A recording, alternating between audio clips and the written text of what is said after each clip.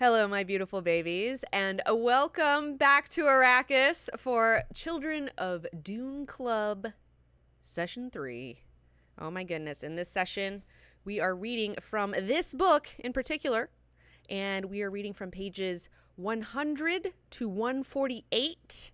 And if you are reading in a different book than this, then the last sentence of the last chapter that you need to read to is, "It worked," Leto said.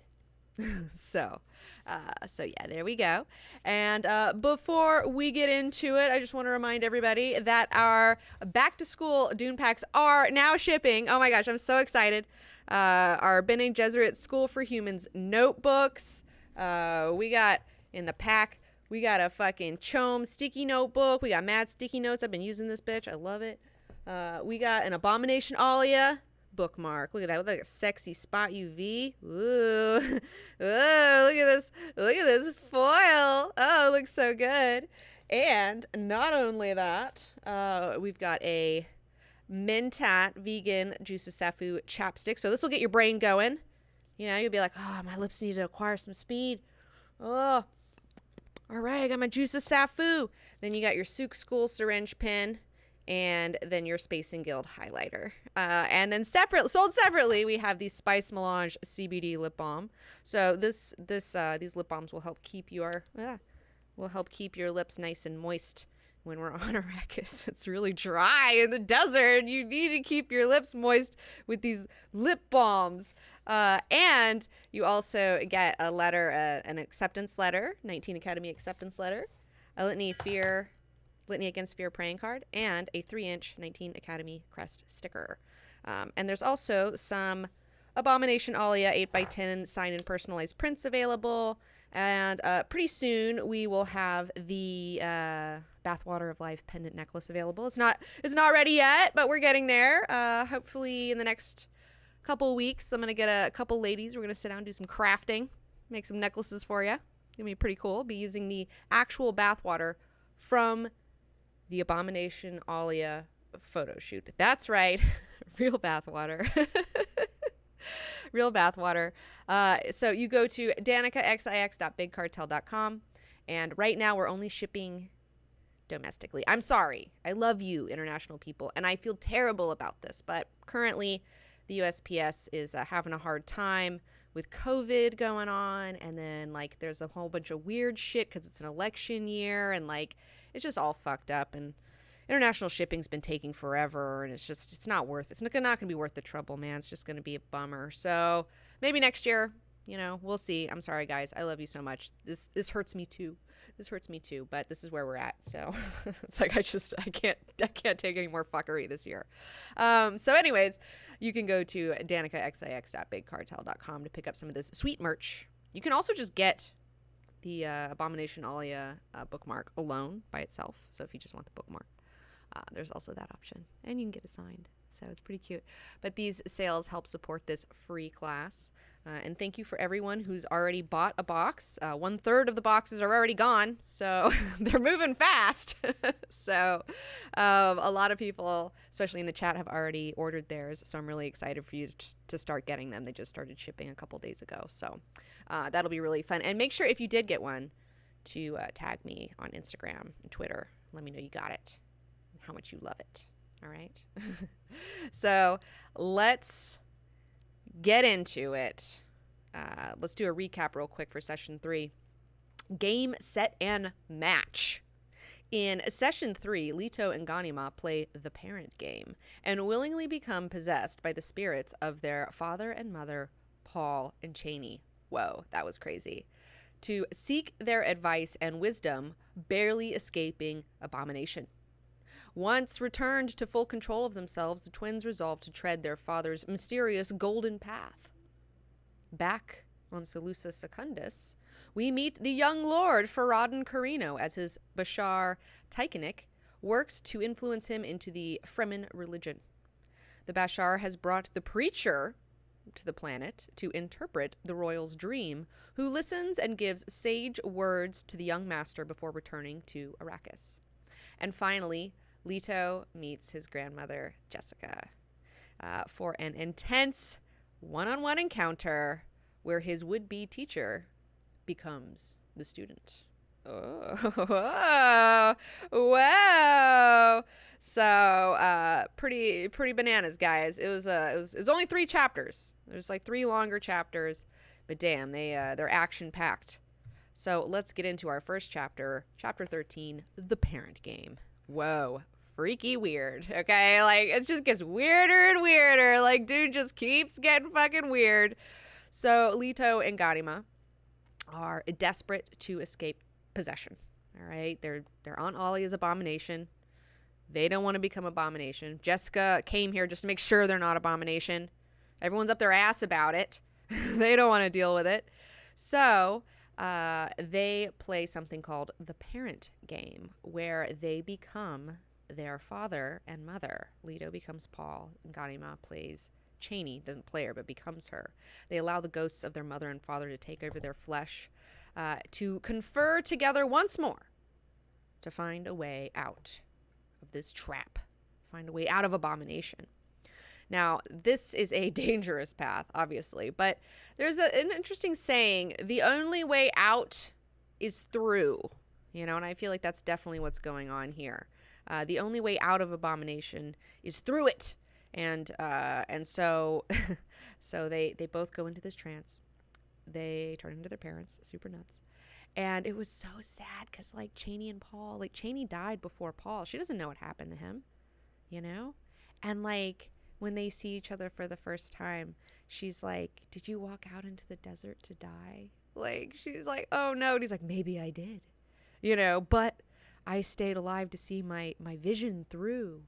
And she's like, oh, no, you know, like, where did you go? Like, what have you been up to? And he's like, Jakarudu. And she's like, oh, God, that terrible place. And he's like, Muad'Dib, the hero, must be utterly destroyed. You know, he hates what he built so much because it's such a bunch of bullshit. And so the Leto observer, during this exchange, the Leto observer inside felt the deep longing of his father to live once more in vital flesh, to make living decisions, and how desperate the need to unmake past mistakes. Like, ooh, yes, these ghosts, like, they're like, oh, please, let me just come back here. I'll fix this up. I'll be with my beloved. We'll do it better this time. We fucked up last time. We'll do it better this time. But his father, with a supreme act of will, his father's ghost recedes, lets go of control of the flesh, even though he wants it. The temptation is there. He lets go. And they are, he's talking to his father, though, in his head, because he's asking, he's like, how do we escape this abomination? Don't go yet. Like, how do I deal with this?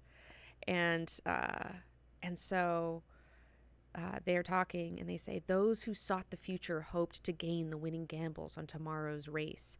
Instead, they found themselves trapped into a lifetime whose every heartbeat was and anguished wail was known. Paul's final vision had shown the precarious way out of that trap, and Leto knew now that he had no other choice but to follow that way. The joy of living, its beauty, is all bound up in the fact that life can surprise you. So he's like, okay, all right, prescience isn't the way. That's not going to be it. That's going to suck. I don't want to do that. Okay, I don't want to make my father's mistake. I don't want to do that. I want to have surprises. We need to have surprises. Those are the things to do.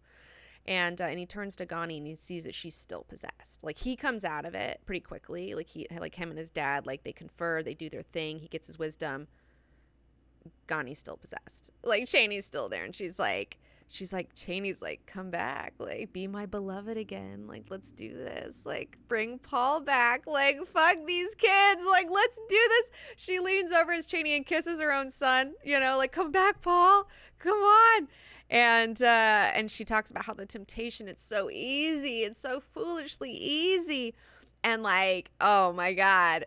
Leto's like, fuck, I led my sister into this. Like, she's falling. Like, oh my God. Like, she's turning into abomination. And the only way to get Chani to go is to be like, Paul will hate you. My dad will hate you. You need to leave, bitch. You need to go. You need to go. You know, she's like, no, but it's, no. And he's like, no, you need to go. My dad will hate you. She's like, no, he won't. It'll be fine. And then Paul's voice, like, rips out of him. He's not even saying this. Like, Paul comes out of him and is like, I will hate you, bitch. Like, you better fucking step off. And she's like, fine. And she does, but it still takes hours for Ghani to get full control back. You know, like, it still takes a long time for Chani to truly renounce the flesh that she's taken over. And like, they say in the book that like women are more susceptible, you know, to this. And I think that's because of women have this abundance of yin energy. They have this inherent inwardness that does make them more like susceptible to possession. Like, I could totally see that. I feel like that totally makes sense to me. So after she comes back, the two of them, they confer, and they're like, you know what? We got to take this golden path. It's a fucked up path. We don't know what the golden path is yet. I'll explain in just a moment. We got to take the golden path. Okay. This is crazy. And the golden path, what is it? We talk about it a lot. I've thought about it for years. like they never, like, Frank Herbert never just like tells you. It's just like this kind of, it's a little hazy. So let me like hook it up for you here. What is the golden path? So the Kwisatz Haderach, Paul, was able to tap into human super consciousness. So he was able to become racially aware, like aware on the level of like the human race, like as an one organism, like all the humans scattered all over the universe. We still share a consciousness, and we are still one organism, even though we may be spread over thousands of fucking planets. Okay. And so what does every living being want? You know, if you think of humanity as one being, and Paul is able to tap into this, what does every living being want? It wants more life. It wants to keep going. We all want to have more. We all want to have a nice, diverse life. We want to keep going. We want to assure, you know, our children, our children's children, and our children, you know, we want to keep that fucking thing going. And so since Paul has brought prescience into the universe and has suffered it personally, he knows that more people are going to go after it, that this is going to be a thing. Everyone's going to try to like become prescient, and how that would just make such a mess of things, how it's like a nightmare, and that he's like, you can't put the genie back in the bottle, but he wants to put the genie back in the bottle. He's like, no, this is terrible. Okay, we don't need this prescience fucking around in our universe. Okay, like, this is not helpful for us. So in essence, and he also knows that humanity needs to stop playing games. Okay, humanity needs to stop playing, needs to drop its ideals, its little bullshit fucking ideas of what it is, and to become as diverse as possible. Okay, diversity is great. That's what we need. Okay, we need genetic diversity. Because if anything that's thrown at us, somebody will be diverse enough to be able to like deal with it. You know, the more diversity, the better. So in essence, the golden path does all of these things. It will force humanity into a kind of timeout where it will have to face reality, face like what we are. It'll arm humanity for a great explosion out into the universe after the timeout. You know, so we'll be put in timeout. Then there will be this huge explosion after we're taken out of timeout. This scattering will be a rebirth, creating many new and interesting forms. And also, there needs to be people bred who can live outside of prescient vision. So we need no people. People like no people, like where you can't find them. Prescient people who practice this can't see no people, right? So these guys can always bring out surprises. They will maintain the chaos. There will be no total order, right? And so this will help sustain the human race and keep it free. And I'd also just like to read, here's another thing. This was on my original Dune Club bookmark. This is a quote I put. I kind of jumped the gun and I put God Emperor stuff. I don't know. But this is from the next book. When I set out to lead humankind along my golden path, I promised them a lesson their bones would remember. I know a profound pattern which humans deny with their words, even while their actions affirm it. They say they seek security and quiet, the condition they call peace. Even as they speak, they create the seeds of turmoil and violence. If they find their quiet security, how they squirm in it, how boring they find it. Look at them now. Look at what they do while I record these words. Ha! I give them enduring eons of enforced tranquility, which plods on despite their every effort to escape into chaos. Believe me, in memory of Leto's peace, the memory of Leto's peace shall abide with them forever. They will seek their quiet security thereafter, only with extreme caution and steadfast preparation. That's right. Boom, baby. Boom. All right. We say, oh, we want peace. We want security. We want all these things. We are violent, chaotic, crazy little beings. Okay. That's not true. It's so not true. And we lie to ourselves about this all the time. And it's just, I love this quote so much. I feel like it's just, we need more people to come to Dune Club and learn these secrets of humanity, these fucking secrets. So that is some Golden Path business. All right. He's going to teach humanity a lesson. Be like, you need to quit playing, dog. You're an asshole. Quit acting like you're not. Quit acting like you're not. Quit lying to yourselves. You don't want peace. You're a fucking crazy. You were crazy as fuck. Get out of here. So the two also discuss the Bene Gesserit plan to breed them together. Ew. Gross. The Bene Gesserits, they still have the genes, the Kwisatz Haderach genes. The Bene Gesserit, they're like, maybe we can recoup this. Maybe we can turn this into a win for us. Paul was a surprise. He wasn't planned for. Certainly these twins were not fucking planned for. They're not in our breeding scheme, but they still have the genes that we want. So maybe we can breed them together, and then we can get a Kwisatz Haderach that can be on our side. We can gain control of this. It's like, didn't you already fuck this up? You can't. Life finds a way, bitch. What are you doing? You can't control it. This is Jurassic Park. You can't control it. What are you talking about? But they're still trying, okay? They're still trying. And so these two kids are like, we're not going to do that. I don't want to, let's not, let's not. And then, I love that they compare each other and their plan to, I love how they compare each other and how their plan has archetypal similarity to the myth of Osiris and Isis, the Egyptian brother and sister, who were also wed. They were like these Egyptian gods, these big time Egyptian gods. And they were also related. I mean, Greek, all these gods, they're all related.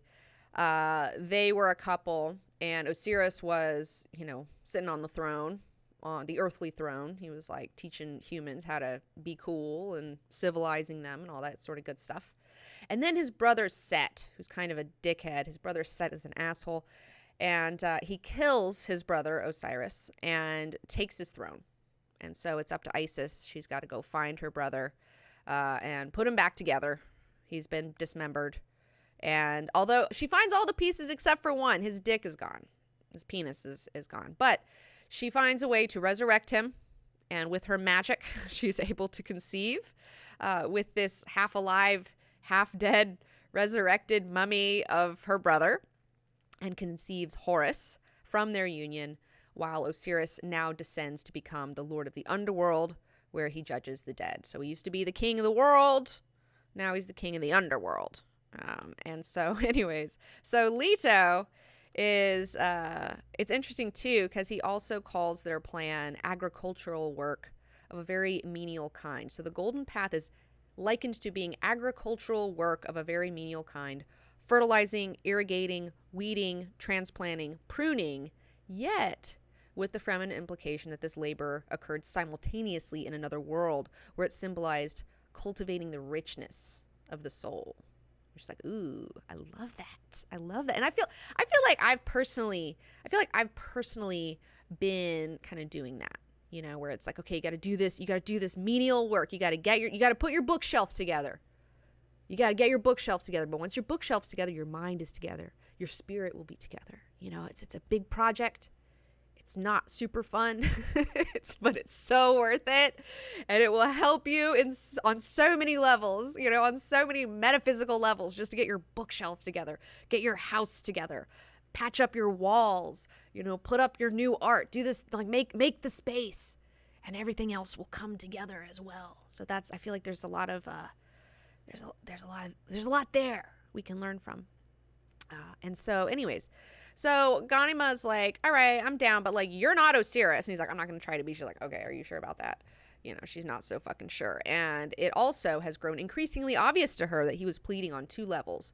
1, for the golden path of his vision and his father's, and 2, that she allow him free rein to carry out the extremely dangerous myth creation which the plan generated. This frightened her. Was there more to his private vision he had not shared? Yes. Could he see himself as potentially deified figure to lead humanity into a rebirth? Maybe. Like father, like son? Totally. The cult of Muad'Dib had turned sour, fermenting in Alia's mismanagement and the unbridled license of a military priesthood who rode the Fremen power. Leto wanted regeneration. And that's what Osiris is about. He is a regenerated god. So it's like, it's so interesting. She also thinks about Leto's creepy dream where he's like, I'm the sun. And then I turn around and I'm not the sun. I'm a little stick figure with like zigzag eyes. But then I'm like holding this terrifying 3-dimensional wand. And then I'm also encased in an armor that gives me the strength of 10,000 men. And she's just like, I don't know what that means, but that's really fucking scary, okay? Like, I know he's not telling me more. I don't quite know what this fucking dream means, but it's creeping me out. They also talk about how Alia fell and became abomination. So they do figure out what happened with her and how she fell, which was that Alia resisted. That gave the powers within her strength. By her own strength, she was overcome. We've dared to search within, to seek out the old languages and the old knowledge. We are already amalgams. How do you say it? Amalgams? I don't know how to say it. Anyways, of those lives within us, we don't resist. We ride with them. So that's the thing. You can't resist it. You gotta there's like a ride the wave thing. There's a surrender thing. You can't resist it. She's been resisting it. And that's why she got fucked up. And since Paul and Chaney both rejected the flesh, they now stand guard within them against the horde. So they still could become abomination. They haven't quite figured it completely a way out of the trap yet, but they do have a better guard now since they allowed their parents to possess them and their parents ended up rejecting possession. Those stand guard within them against the horde to help them mitigate the enormity of all these lives that live inside of them. So they have kind of like a firewall now. Firewall. Let's see. Amalgams. Okay. All right. So let's see here. Where were we? Okay, so yeah. And then also they talk about assassinating Alia. They're like, well, do we assassinate her? I mean, it'd be cleaner maybe if we did. And Leto's like, we can't. It's not according to the path. It's not good. It's not going to turn out well. We're not going to do that way. So she's like, all right, fine. So Leto has won Ghani over to the Golden Path. So he's won his sister over. He's had these visions. His father had these visions. Now he's having these visions. He sees he must do the Golden Path. He's got to get his sister on board. She's now on board. All right. And everyone in the siege. So when they did this, they did the parent game. They were like in this little alcove above the siege. And everyone in the siege knows that some shit has just gone down with the twins. They don't know what, but they know that people who spend the night alone above the desert, they know that's like a holy vigil. That the sages, wise sages did that. Paul did that. Alia did that. And now they're doing it. So they're like, oh no, something's been decided. Something's been decided. There's some goings-ons here. And so everyone's kind of giving them space. Now, in chapter 14, the preacher interprets Feron's dream. So we go back to old Seleucus Secundus, and we meet Feron Carino. He's 17 going on 18. He's less like his scheming-ass mother, Carol Baskin's Princess Wincisia, and more like his grandfather, Shaddam IV, who, we find out, cared less for the throne and more for his own personal pursuits and projects. So it's like he's like, I'm not really power-driven. I mean, yeah, maybe the throne, whatever, but like honestly, I'd rather just work on my projects. Like I'd rather just have the freedom to like do what things I find fucking interesting. Like, and it's like, yes, I totally am with that. But specifically, like they have they've taken some sand trout from Arrakis and they've transplanted them here on Seleucus Secundus, which has a very similar climate to Arrakis. And so they're like doing this experiment where they're going to try to like get these sand trout to eventually turn into sandworms so that they could wrest the spice monopoly away from the Atreides. You know, he's like, that's an interesting project. I'd rather do that. You know, like that's what I'm interested in. And he's hanging out with the Bashar Tykanik, and Tyek tells him of the plot to steal the throne. He's like, hey, we're gonna try to put you on the throne. And then Feron's like, okay, I guess. You know, I mean, the twins seem kind of cool, like they're really interesting. I don't know. He's not really for it. And then the Bashar is also telling him of his new Fremen religion. So just in the last session when Sissia was like, you need to get Feron in on this shit. So now he's trying. And Feron's like, I don't know. My mom seems to be into this. She seems to like the fact that you have this Fremen religion and like, I'm suspect, you know? And I love that the Bashar's like, God damn it, when Sissia, God damn it, you dumb bitch. Like, don't, you know, like you're going to ruin this. You're going to ruin this because he hates you. And like, I need him to do that. You want him to do this, but like by you liking it, he's not going to want to do it. Like, what are you doing? But Tyek is able to recover, and he recovers the ball by telling him that he's not in league with his mother because he's brought an Oniromancer.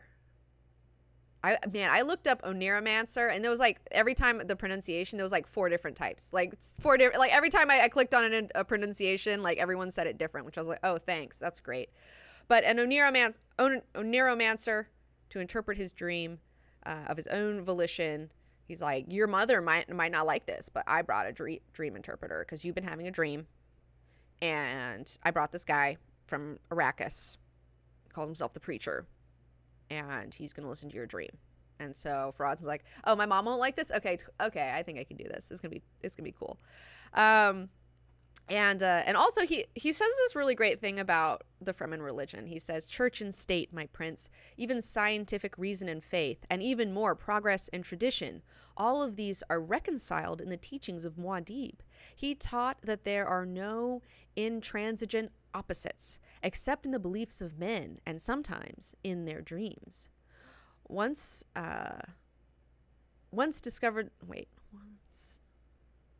one discovers the future in the past, and both are part of the whole.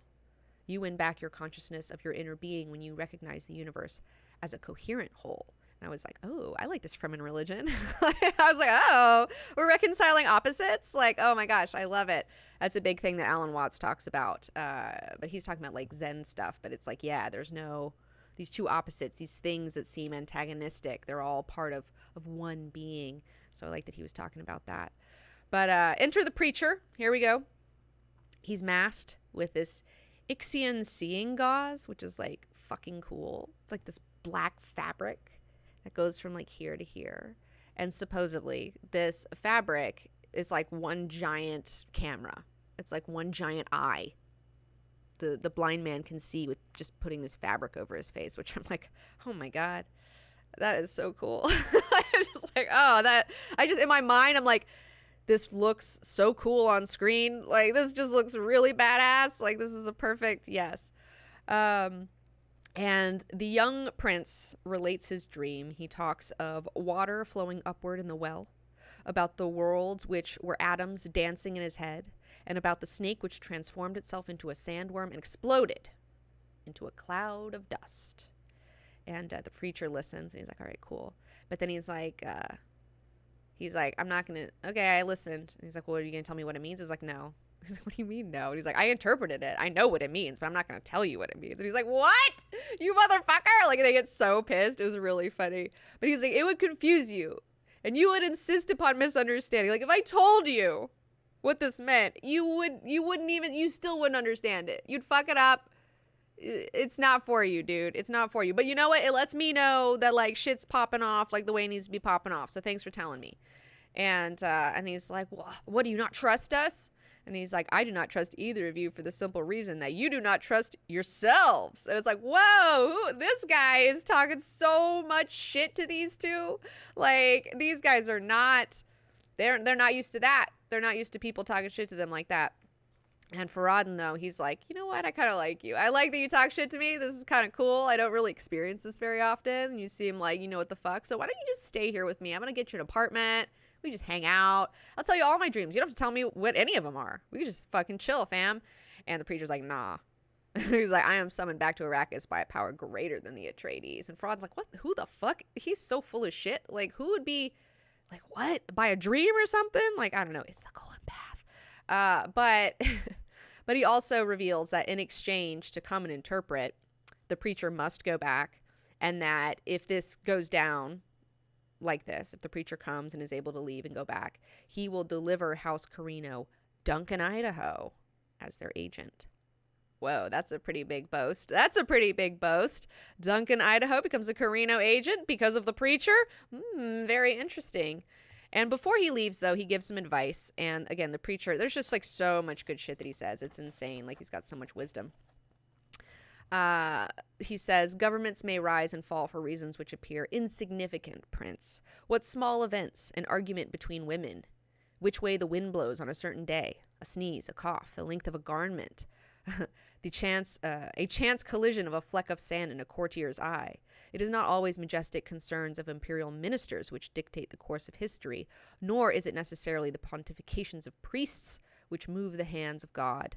If you would succeed, you must reduce your strategy to its point of application. Where does one apply strategy? At a particular place and with a particular people in mind. But even the greatest concern for minutiae, some small detail with no significance attached to it, will escape you, and your strategy, Prince, will be reduced to the ambitions of a regional governor's wife. You know, and it's like, oh, he calls him out. He's like, hey, you know, you think you got all these plans and all this stuff, like right now?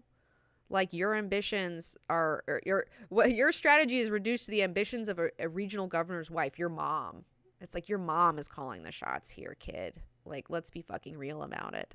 And also, too, I love that he says that an argument between women, he keeps referencing that. And I mean, I keep thinking about Gaius Helen Mohim and the Lady Jessica. You know, all of this started because of an argument between women. Like, the entire events of Dune, if you look at the book, the first pages and the last pages are discussions between women.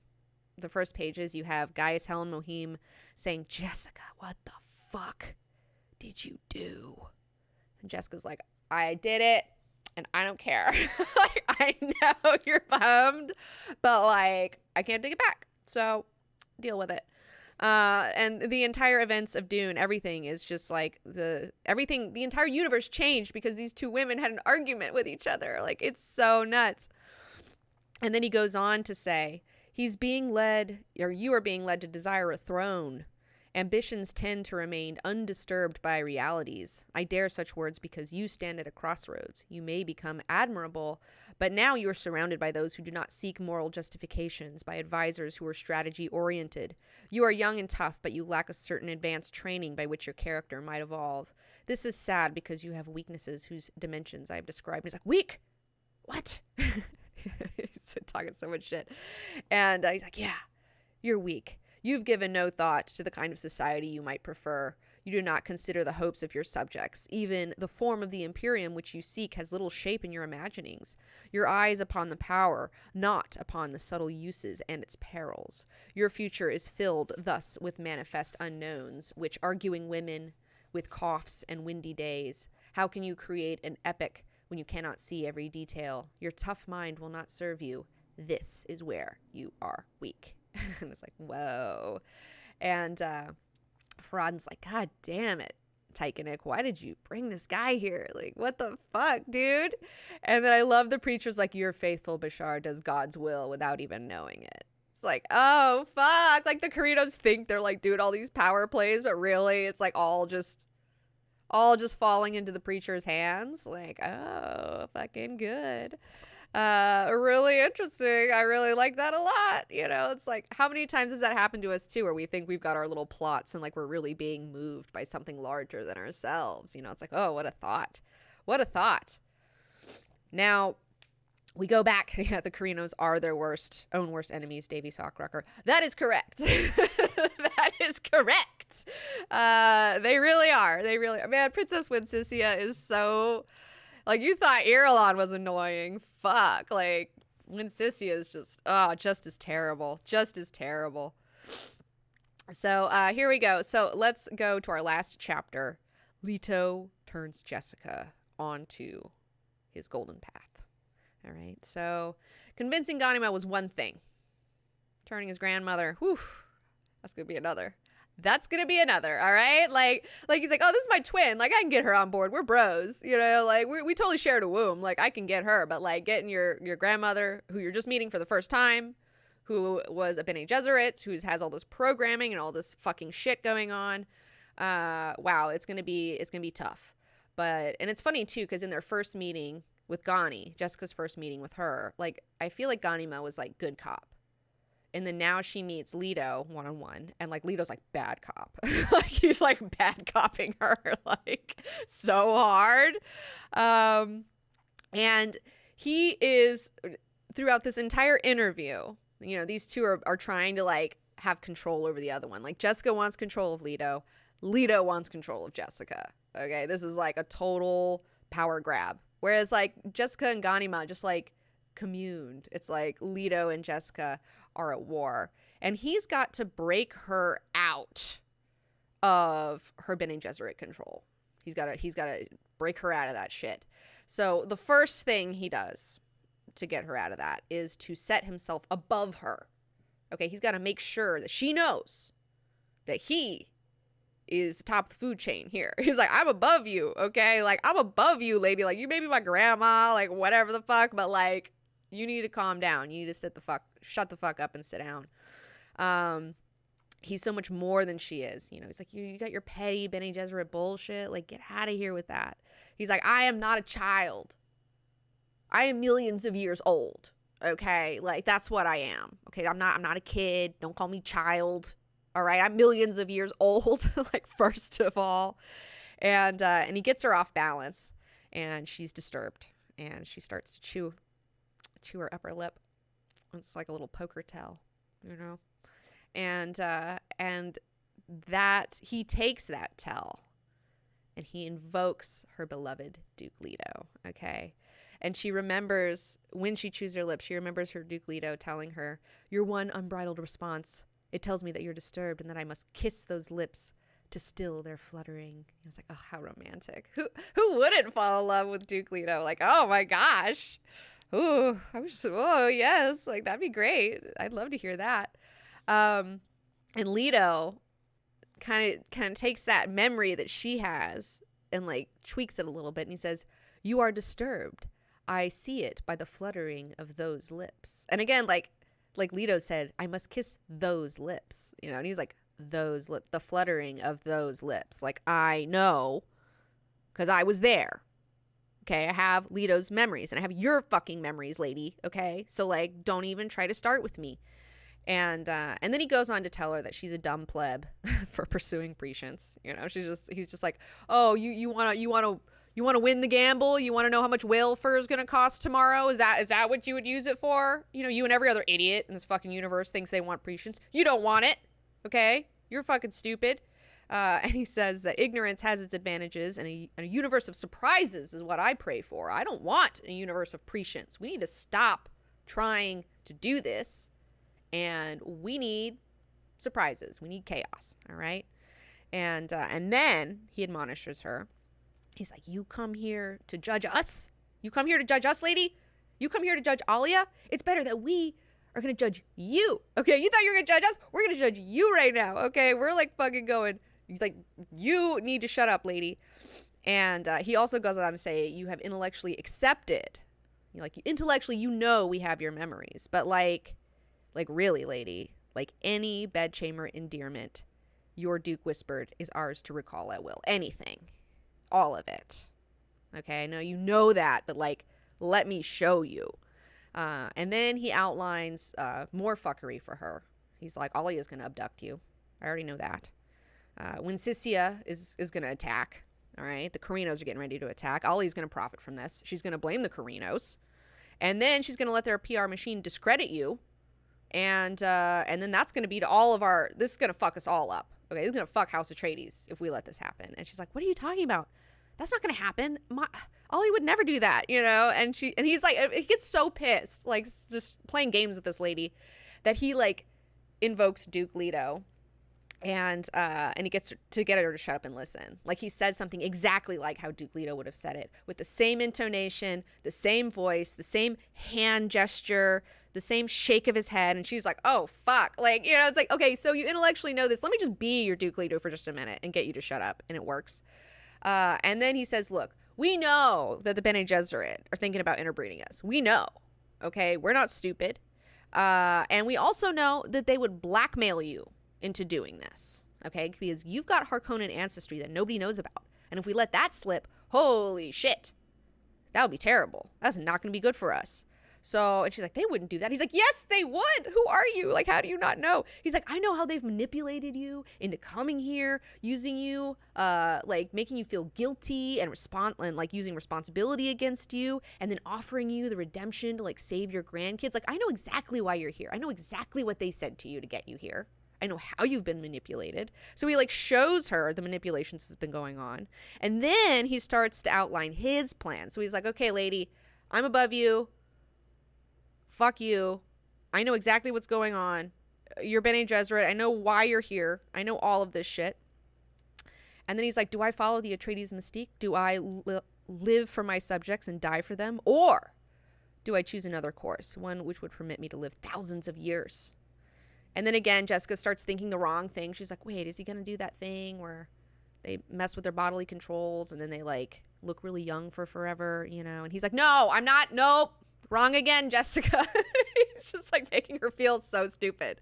He's like, wrong again, lady. That's not what I'm talking about. I'm talking about another way. Okay. I know you're thinking Ollie, that's what Ollie is doing for sure. But like, she's still gonna die. Like, even you can only do that for so long, you know, like it's not gonna, no, that's not what no.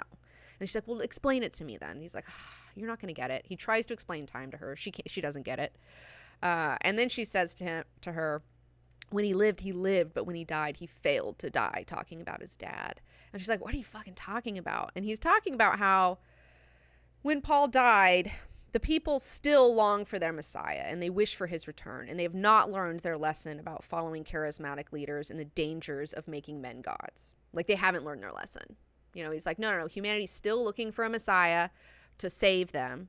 They didn't see how terrible that was and what a shitty thing that was and learn their lesson. And so my dad failed.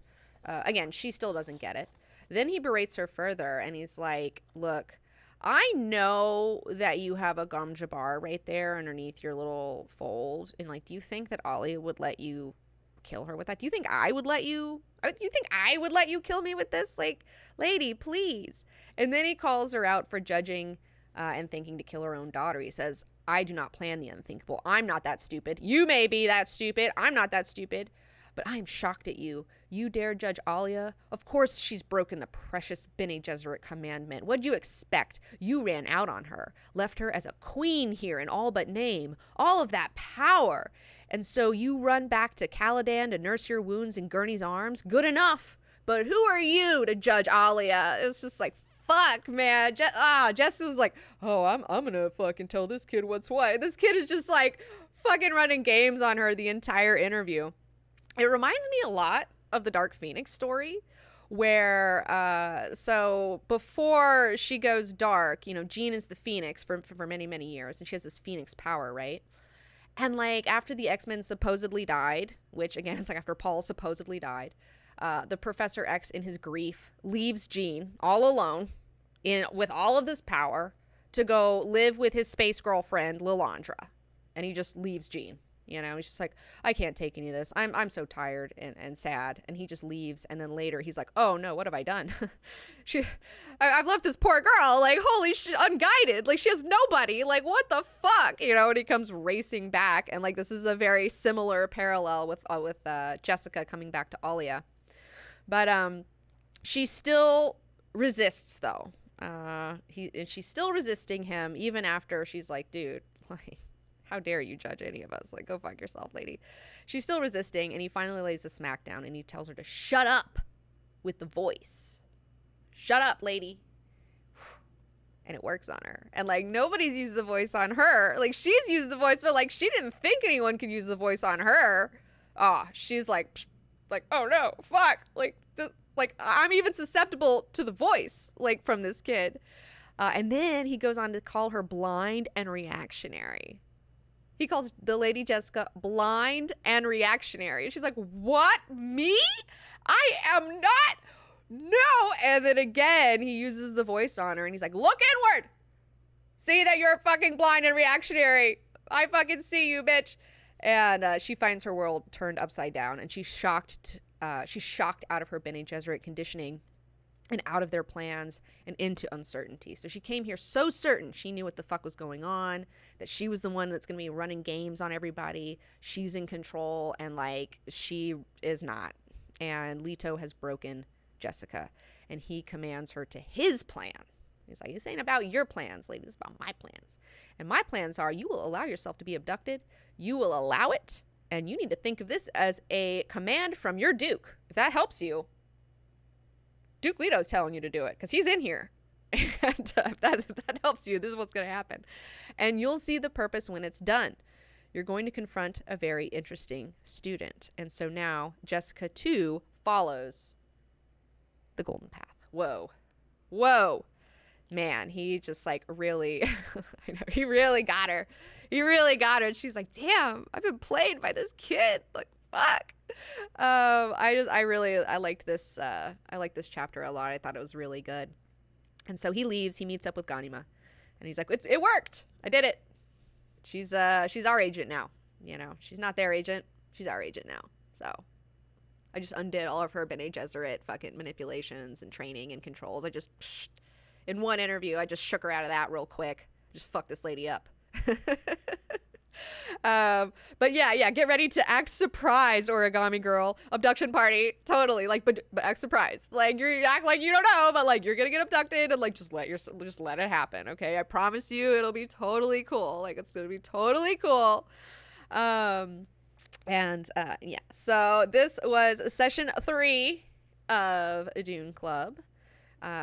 Children of Dune Club session 4, we're going to be reading pages 149 to 203 in this book. And the last sentence of the last chapter you need to read in this book is, unfortunately, our father left many man snails in our universe. I love that sentence. I'm so glad I got to read that aloud to you guys. Unfortunately, our father left many man snails in our universe. I got some snails. I got 3 snails in my fish tank downstairs. I love snails. They're great. All right. Well, let's take a break. And when we come back, we're going to take some questions from you lovely patrons on Patreon. And then we'll take some questions from you lovely people here live in the Twitch chat. So we will be right back. 19 Academy thanks these lovely people for all their generosity and support on patreon.com/DanikaXIX. And don't forget to subscribe to this channel, like this video, ring the bell, and tell your friends. You can join me live on twitch.tv/DanikaXIX and follow me on Twitter and Instagram at DanikaXIX. Support for 19 Academy comes from viewers like you on patreon.com/DanikaXIX.